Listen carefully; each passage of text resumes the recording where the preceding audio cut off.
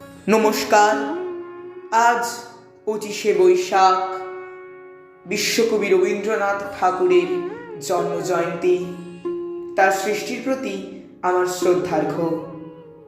আজকের এই বিশেষ দিনে তারই লেখা একটি বিশেষ কবিতা, চিত্ত যেথা ভয় শূন্য।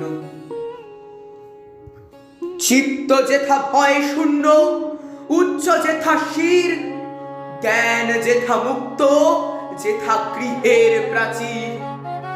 আপন প্রাঙ্গণ তলে দিবস সর্বরি, বসুধারে রাখে নাই খণ্ড ক্ষুদ্র করি।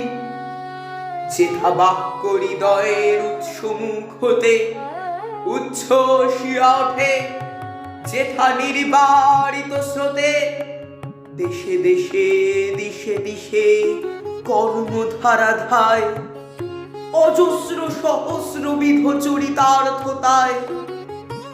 যেথা তুচ্ছ আচারের মরুবালু রাশি, বিচারের স্রোতপথ ফেলে নাই গ্রাসী।